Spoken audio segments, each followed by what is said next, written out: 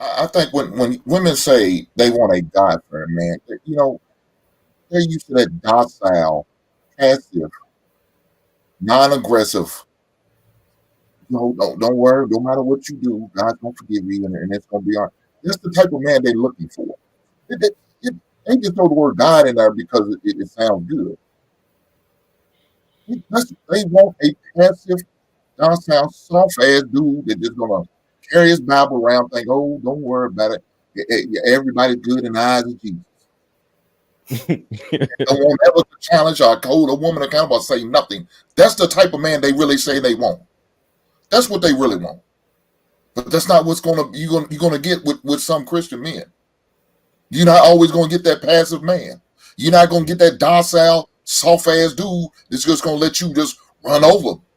That's not what you're always gonna get.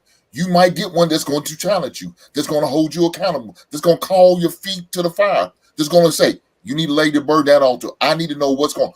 And part of knowing what's going on, I want to know how many men you've been sleeping around with. Was you a prior whore prior to me getting with you?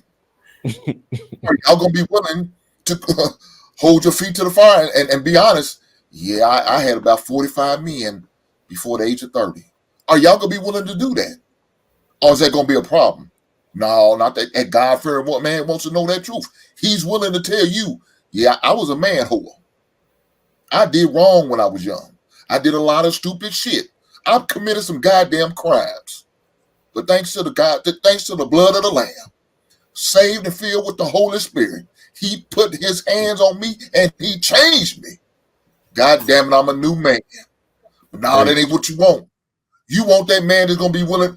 I forgive you for sleeping with my step cousin, with my uncle, with my nephew. I'm gonna forgive you all that. I'm gonna see past that. I know you was a whore, but I'm gonna look past all that and accept you. Bullshit. That's not you don't want those type men, because those type men will get constantly ran over in men's circles. He's not allowed to say shit because they gonna look past him. Shut up, Tony. You don't know what the fuck you're talking about.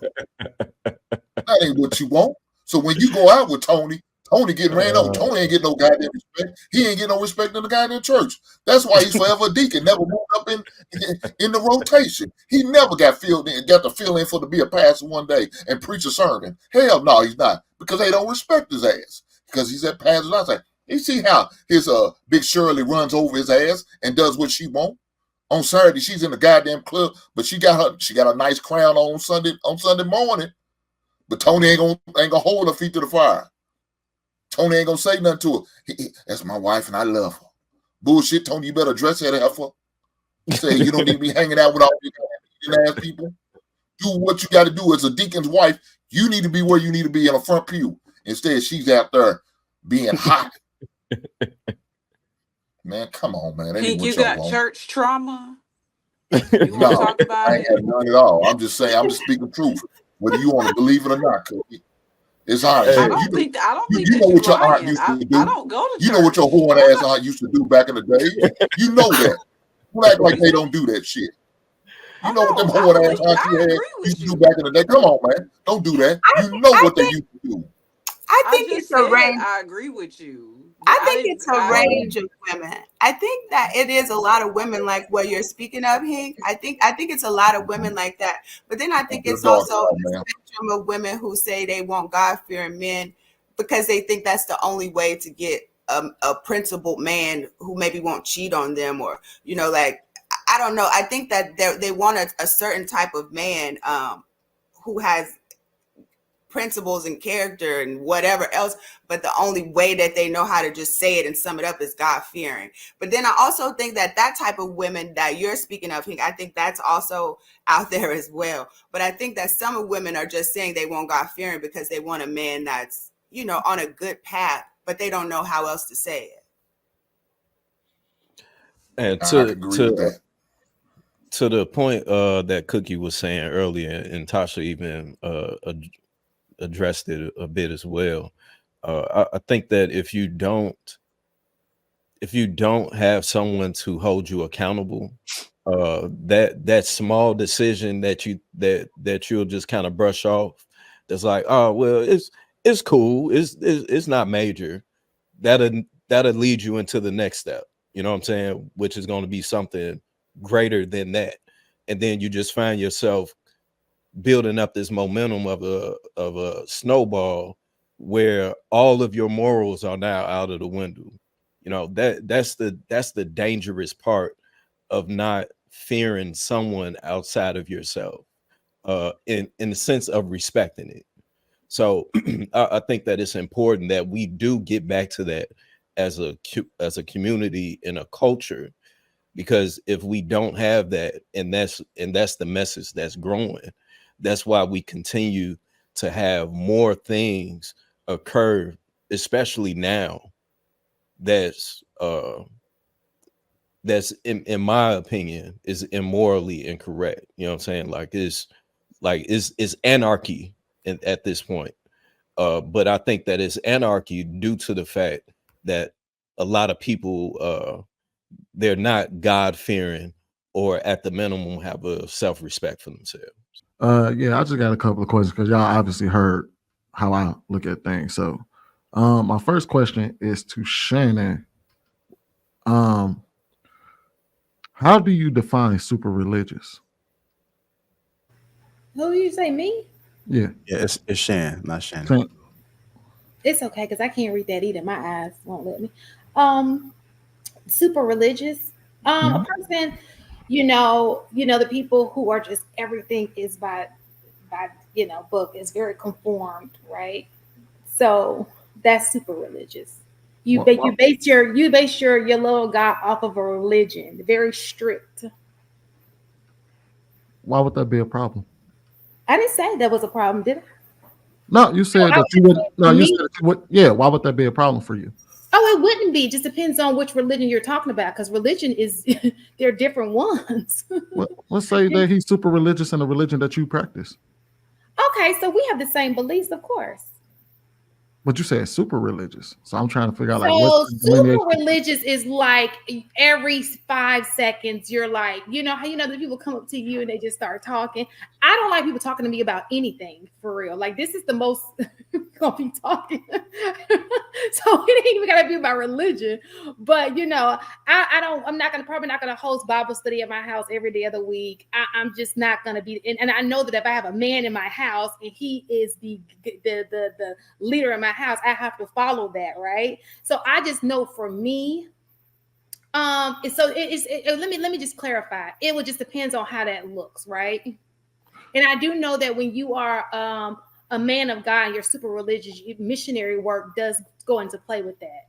So it just depends on how it looks. But I would not mind if I'm not gonna, if my husband is super religious, it wouldn't be like it would not be a turnoff for me, basically. It just depends on how it looks. Would it work for me as far as what the what we have to do on a day-to-day? So what is that? What is real quick, Sweeney? When I hear super religious, I look at people that pray to God, and then I look at people who play God, who try to play God. I'm sure y'all know those type of people. The judgmental people who are just super everything you super do. Religious, yes. When you are trying to act as if you are God, to me, that's where I find the problem. You know what I mean? I mean, God is in us. If that's what we all are a piece of God. But at the same time, if you are trying to be God in my life, then we got a problem, bro. So it sounds like they're saying. So let me just give you an example too. So I met this guy, right? He was a pastor. Like he aspired to be a pastor. This was in my younger years, and he was like, "What would you be as a first lady?" And I would conform to that. Like, I would not mind being a first lady. If I love this man, I would not mind being a first lady, because I believe those things. I believe it. But I'm just gonna say, for me, my personality. This is why I'm always on these podcasts. I don't like to go outside a lot. It's just certain things that come along with that. I'm not going to knock on doors. I know I should, but I'm just not. It's just certain things I wouldn't do if it's anything. It has nothing to do with any. It's just not, So basically what you're saying is that. But if he were that person and I had to, of course, All right, y'all. Go ahead. Let Sweeney cook, y'all. Okay, so To being honest, because what that looks like to me, what she just described to me, a God-fearing man, a person that is religious, that it would be his calling. That's what God calls his people to do. If you're in the church and it requires you to go knock on doors, that's what they would do. If it requires you to run your household a certain kind of way, that's what they would do. Like, that's not being super religious. That's just being religious. That's you following the word, that the guidelines that God put in front of you. So it sounds, you know what I mean? So when Shan said, hey, I want a guy that's religious, but not super religious, it basically kind of just cycles back to what I said, where when it comes up and it starts to, when his religion starts to seep into your life, that gives you pause. Because when he's required to go knock on doors, he's also going to tell his wife, hey, look, we need to go out there and knock on doors. I need you to go, like a man of that, a pastor of the church will tell you, hey, I need you to run Sunday service. Not Sunday service. I need you to run Sunday school. I need you to do this. I need you to learn this. And basically what Shan said is, yeah, I'm okay with him being religious as long as it don't cycle back around to me and I have to do some shit too. Well, no, so let me just say, people have personalities for different things, right? And so God blessed you with a talent that he did not bless me with. Does not mean I don't love God. It just means that my talent's a little different. So maybe I won't head a group, but I would definitely be a part of it. It's just gonna look a little different, right? So I just said, if God blesses me with a man and he's the head of church and that's what God wants for me, I'm going to comply. That's just how I am. But if you're sitting here saying and I've never met this guy before out of the blue, I'm just saying what would not work for me. I probably wouldn't be the girl who goes door to door. Now, if I have to, I will. But it's just not my personality with anything. If I need to go sell a roof, being a salesperson to tell you your roof needs to be replaced, I'm not the chick who is good at that. I don't like this. If my car broke down, I probably would not even walk to the guy and be like, dang. I would just probably...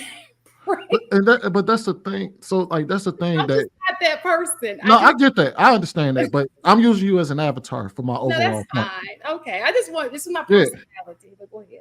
As an avatar, like, because you just said, like, if you ran into that guy, that is a God-fearing man through and through, and you ran into him, it would automatically give you pause, because a God-fearing man would also delegate and move, and not delegate, but have you do things that walks in lockstep with his faith. Sure. There will be things that will be required of you from that type of man. As a matter of fact, even if you were already with him and he changed into this man, it will start to give you pause, because those changes will have to start seeping into the way that he behaves in a marriage, the way that the expectations he will have of you. That's a God-fearing man, because he's following the laws of his religion.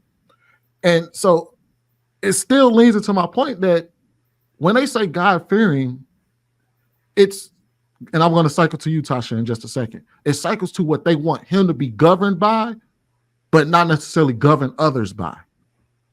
I don't want your religion to govern me. I don't want you to be God-fearing to where you govern me. I just want you to be governed by your religion.